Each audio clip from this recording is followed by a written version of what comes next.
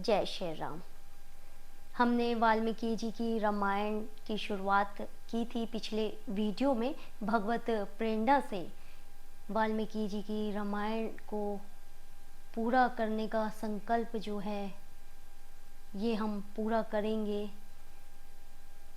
आइए, पहले सर्ग से हमने शुरुआत की थी। प्रथम बालकांड है जिसमें पहले सर्ग में हमने जाना था कि वाल्मीकि जी अपने समाधि आदि तपो अनुष्ठान से अलौकिक कवित्व शक्ति प्राप्त कर चुके। तब उनके हृदय में एक ऐसे विषय का वर्णन करने की इच्छा हुई जो सर्वोत्कृष्ट हो। तब विष्णु जी ने प्रसन्न होकर नारद जी को वाल्मीकि जी के पास भेजा। वाल्मीकि जी पूछते हैं, हे मुने, इस समय संसार में गुणवान, वीर्यवान, धर्मज्ञ, सत्यवक्ता, धृणवर्ती, सुंदर, चरित्रवान, सब प्राणियों का हितैषी, विद्वान, सब शास्त्रों को जानने वाला, सभी कार्यों पे निपुण ऐसा कौन पुरुष है जिसके रणांगण में क्रोध करने पर देवता भी भयभीत हो जाते हैं। अब ये जो प्रश्न है वाल्मीकि जी ने जो है नारद जी से पूछा है। तब नारद जी बोलते हैं, मनु के वंश में, इक्ष्वाकु वंश में उत्पन्न हुए एक ऐसे पुरुष हैं जो जनों में राम नाम से विख्यात हैं। फिर उन्होंने श्री राम जी के चरित्र का पूरा वर्णन किया। उनके चरित्र का अब नारद जी यहाँ पे वर्णन करते हैं। जो वाल्मीकि जी की जो रामायण है, पहले सर्ग से चौथे सर्ग तक इसमें नारद जी जो हैं पूरा विस्तार बताते हैं। लव कुश की कथा होती है। पांचवें सर्ग से वाल्मीकि जो जी है ना रामायण को लिखना शुरू करते हैं, जो नारद जी ने राम जी के बारे में बताया था। विस्तार से अब नारद जी जो है राम जी के चरित्र का वर्णन करते हैं। आइए पहले सर्ग को ही हम पढ़ते हैं। फिर उन्होंने श्री राम जी के चरित्र का पूरा वर्णन किया नारद जी ने कि वे सर्वगुण संपन्न, कौशल्यानंद वर्धन, गंभीरता में समुद्र के समान और धैर्य में हिमाचल के समान हैं। वे विष्णु के समान बलवान, चंद्रमा के समान प्रियदर्शन, क्रोध में काल अग्नि और पृथ्वी के समान क्षमाशील है। उनका त्याग कुबेर के समान है और सत्य भाषण में साक्षात धर्म के समान स्थित है। कौन? राम जी। ऐसे वे सर्वगुण संपन्न तथा सत परम पराक्रमी श्री राम हैं। राजा दशरथ ने सत्य वचन के धर्म पाश में बंद कर प्रिय पुत्र राम को वनवास दे दिया। फिर भरद्वाज जी से मिलकर उनकी आज्ञा ले वे चित्रकूट को चले गए। राजा दशरथ के सर्व स्वर्गगामी होने के पश्चात वशिष्ठ आदि ब्राह्मणों के द्वारा राज्य के लिए नियुक्त किए जाने पर भी भरत ने राज्य की इच्छा ना की और रामचंद्र के चरण सेवक बने और श्री राम जी के समीप जा अपने इष्ट मनोरथ की याचना की। अब यहाँ पे भरत जी जो हैं राम जी के पास जाते हैं और राम जी जो है पिता की आज्ञा मानने में बाधित हैं, इसलिए वे पूरे राज को त्याग कर वन में हैं और भरत जी को वो लौटा देते हैं अपने पादुकाओं के साथ लौटा देते हैं भरत जी को। और भरत जी जो है नंदीग्राम में जाके रहते हैं, वहीं से राज्य का कार्य संभालते हैं। ये हमने यहाँ तक जाना था। और फिर राम जी जो हैं विराट नामक राक्षस को मारकर शरभंग मुनि का दर्शन करते हैं। अब उसके आगे क्या होता है? अब राम जी जो है दंडकारण्य वन में जाकर रहने लग गए हैं और वहाँ पे उन्होंने शरभंग मुनि का दर्शन किया है। अब आगे देखिए नारद जी क्या क्या बताते हैं वाल्मीकि जी को। एक दिन उस वन में समीप के कंबंध आदि असुरों तथा खरदूषण आदि राक्षसों के वध के लिए बहुत से ऋषि रामचंद्र जी के पास आए। तब उस समय रामचंद्र ने वन में उन ऋषियों से उन राक्षसों के वध की प्रतिज्ञा की। राम जी ने उन अग्नि के समान दैदीप्यमान दंडकारण्यवासी ऋषियों को युद्ध में राक्षसों को मारने का वचन दिया। युद्ध में राक्षसों के वध की प्रतिज्ञा की। उसी दंडकारण्य में वास करते हुए उन रामचंद्र ने जनस्थान में वास करने वाली काम रूपिणी सूर्पनखा नामक राक्षसी के नाक कान छेदन कर उसे विरूप कर दिया। अब ये पूरी कथा जो है नारद जी विस्तार से बता रहे हैं कि राम जी का वनवास कैसा रहा, सीता जी का हरण कैसा हुआ। सूर्पनखा को विरूप करने के पश्चात जब उसके वाक्यों से सब राक्षस युद्ध को उदित हुए, तब खर दूषण तीसरा नामक राक्षसों का उनके सब अनुचरों सहित युद्ध में रामचंद्र जी ने संहार किया। इस प्रकार उस वन में निवास करने वाले 14 सहस्त्र राक्षस मारे गए। तत्पश्चात खर दूषण आदि बंधुजनों का वध सुनकर रावण जो है क्रोध से मूर्छित हो गया। उसने मारीच नामक राक्षस से सहायता मांगी। मारीच ने इस प्रकार बहुत बार मना किया कि हे रावण, बलवान रामचंद्र जी के साथ तुम्हें विरोध करना उचित नहीं है। अब मारीच समझाता है रावण को कि उनके साथ आप मत लड़िए, उनकी भार्या को आप हरण मत करिए। तथापि काल प्रेरित रावण जो है मारीच के वाक्य का निरादर कर उसे साथ ले रामचंद्र के आश्रम पर गया, और जब उनकी पर्णकुटी के निकट पहुंचा तब उस मायावी ने अपना सुवर्ण का रूप कर लिया, कनक मृग बन गया, अर्थात सोने का हिरण बन गया मारीच। फिर तो उन दोनों नृप पुत्रों को दूर ले जाकर अपना प्राण त्याग कर दिया। तब अवसर पाकर रावण ने सीता को साथ ले अपना मार्ग पकड़ा। मार्ग में सीता का रुदन सुन जटायु ने रोका। रावण ने जटायु नामक गृध को मारकर राम की मर्यादा हरण कर लिया। जब मारीच को मार लक्ष्मण सहित रामचंद्र जी पर्णशाला पर लौटे तो वहां सीता को ना देखकर बहुत ढूंढने लगे। कुछ आगे जाने पर मार्ग में मारे हुए गृध को देख और रावण द्वारा मैथिली का हरण सुनकर इंद्रियों से व्याकुल और शोक संतप्त हो राघव विलाप करने लगे। उसी शोक में उन्होंने जटायु का दाह किया। फिर वन में सीता जी को खोजते हुए उन्होंने बहुत से राक्षसों को भी देखा और एक विकराल रूप घोर दर्शन और कंबंध नामक राक्षस पर उनकी दृष्टि पड़ी तो उसे भी मारकर उन महाबाहु रामचंद्र ने उसका भी दाह किया। अब आगे क्या होता है, तब स्वर्ग जाते हुए उस कंबंध ने क्या कहा। कंबंध जो राक्षस था उसी ने बताया था कि आप शबरी के आश्रम जाइए, वहां पर वो आपकी परम भक्त है। तब राम जी जो है शबरी के आश्रम पहुंचते हैं। तब महातेजस्वी शत्रुनाशक रामचंद्र जी शबरी के आश्रम पर गए। शबरी ने उनकी पूजा की। फिर दशरथ सुत रामचंद्र वहां से पंपासर को गए। वहां उनकी हनुमान नामक वानर से भेंट हुई।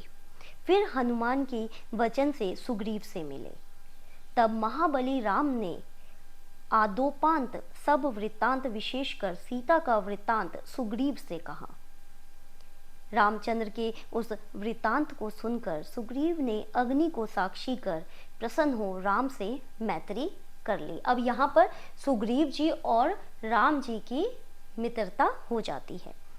तदंतर दुखित हो वानर राज सुग्रीव ने स्नेहपूर्वक बाली विरोध का संपूर्ण अनुकथन रामचंद्र से निवेदन किया। राम ने बाली वध की प्रतिज्ञा की। तब सुग्रीव ने बाली के बल का वर्णन किया, क्योंकि उसे राम जी के बल के विषय में नित्य शंका थी। अब देखिए वाल्मीकि रामायण जी में ये भी बताया गया है कि जो सुग्रीव है उसे थोड़ा सा डाउट था राम जी की शक्तियों पर कि वो बाली को वो मार पाएंगे कि नहीं मार पाएंगे। तब वो राम जी की जो परीक्षा लेने के लिए दुंदुभी दैत्य का पर्वतकार शरीर दिखाया सुग्रीव ने। उसे देखकर महाबाहु अमित बली राम ने यह कितना है ऐसा निरादर कर बाएं पैर की अंगूठी की ठोकर से उसके सारे शरीर के ढेर को 10 योजन पर फेंक दिया। फिर उसी समय विश्वासोपत्ति के लिए उन्होंने एक ही बाण से 7 ताल वृक्षों और उनके समीपवर्ती पर्वत पर रसातल को भेद दिया। राम के इस कार्य से महाकपि सुग्रीव मन ही मन प्रसन्न हुए और उन्हें राम जी पर विश्वास हो गया। फिर प्रसन्नचित हो महाकपि सुग्रीव उसी समय उनके साथ किष्किंधा गुहा को गमन किए। वहां पहुंचकर सुवर्ण के समान पिघल वर्ण वाले कपिश्रेष्ठ सुग्रीव ने गर्जना की। तब उस नाद को सुनकर कपीश्वर बाली घर से निकल बाहर की ओर चला। उस समय मना करती हुई तारा को समझाकर उसने सुग्रीव से आकर युद्ध किया। उस युद्ध में राघव ने एक ही बाण से बाली को मार दिया।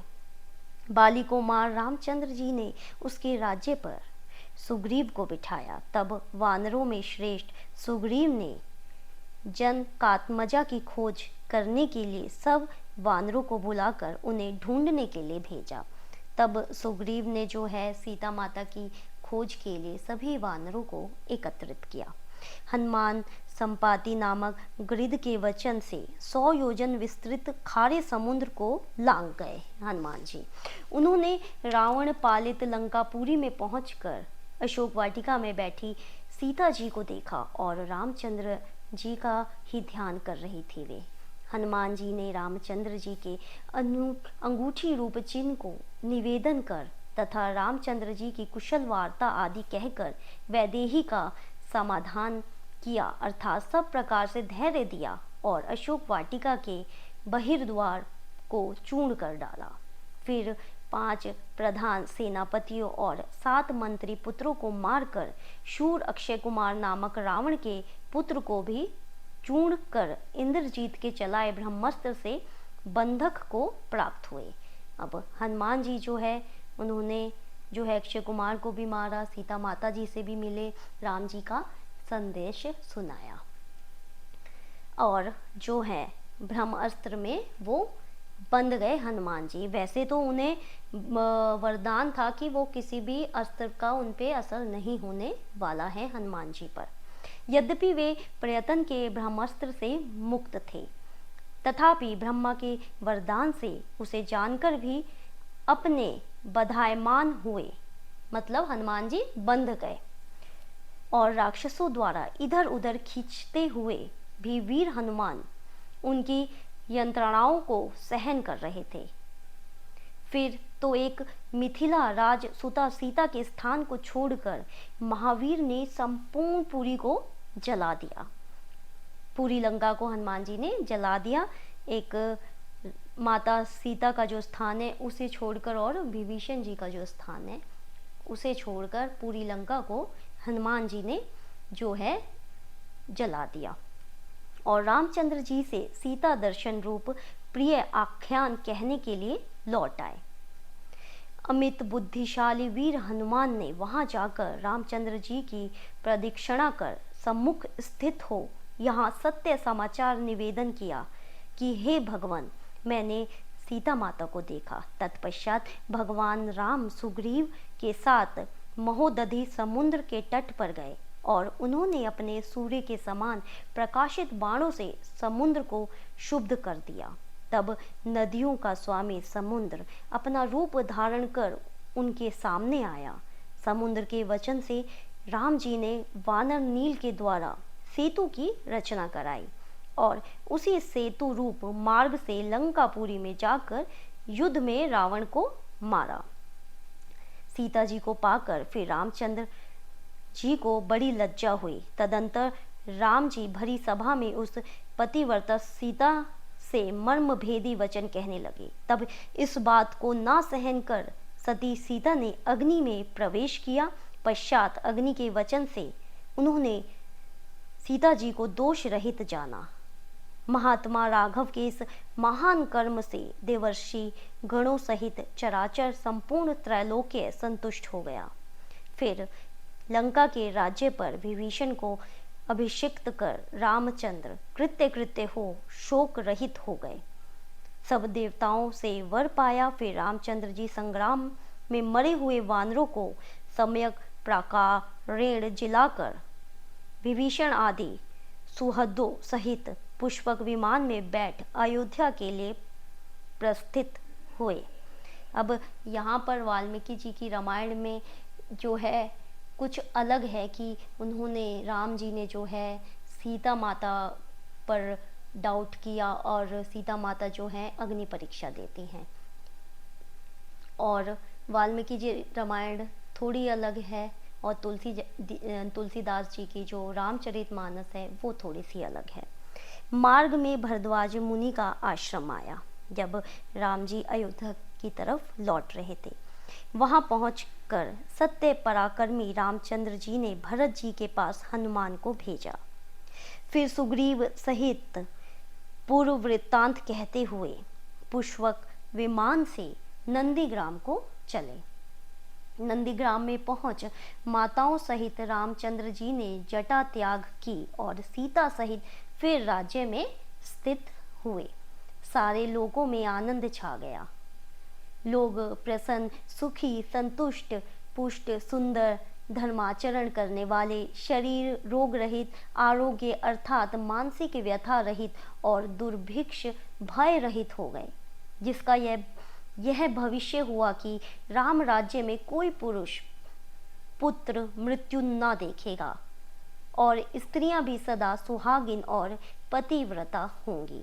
ना अग्नि का भय होगा, ना जीव जल में डूबेंगे, ना वायु जन्य भय होगा, ना ही ज्वर, क्षुधा और चोर का। सभी नगर और राष्ट्र धन धान्य से युक्त होंगे। ये सब बता रहे हैं कि राम राज्य में कोई भी भूखा नहीं मरेगा, कोई भी जो स्त्री है वो विधवा नहीं होगी। ये सब वाल्मीकि जी के रामायण में जो भी लिखा गया है वो मैं आपको बता रही हूँ। सतयुग की भांति सभी प्रसन्न रहेंगे। महायशस्वी श्री राम जी बहुत ही दक्षिण वाले सैकड़ों अश्वमेघ यज्ञ करेंगे। यज्ञ पुरुष का भजन करते हुए 10,000 करोड़ गांवों तथा असंख्य धन ब्राह्मणों को देंगे। सैकड़ों राजवंशों की स्थापना करेंगे राम जी। लोक में चारों वर्णों को अपने अपने धर्म में लगवाएंगे। फिर 11,000 वर्ष तक राज्य कर रामचंद्र जी ब्रह्मलोक को प्रस्थान करेंगे। अब यहाँ पर देखिए बताया गया है कि श्री रामचंद्र जी जो है 11,000 वर्ष तक उन्होंने राज्य किया। यह राम चरित्र वेदों के समान पवित्र, पापनाशक और पुण्यदायक है। जो पुरुष इसका पाठ करेगा वह सब पापों से मुक्त हो जाएगा। इस आयु कारक रामायण रूप आख्यान को पढ़ता हुआ मनुष्य पुत्र, पौत्रों और बंधु भृत्य गणों सहित सर्वदा सुखी रहेगा। परलोक गमन पर स्वर्ग सुख को प्राप्त होगा। यदि ब्राह्मण इस संक्षिप्त रामायण का पाठ करता है तो वह वाणी की श्रेष्ठता को प्राप्त होता है।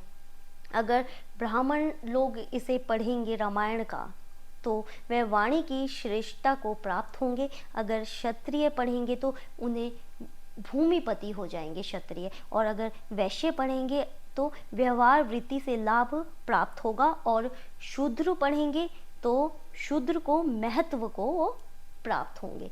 तो देखिए ये हमारा जो पहला जो सर्ग है वाल्मीकि रामायण का यहीं पे संपन्न होता है। अब दूसरा सर्ग हम शुरू करेंगे अगली वीडियो में। तब तक के लिए जय श्री राम।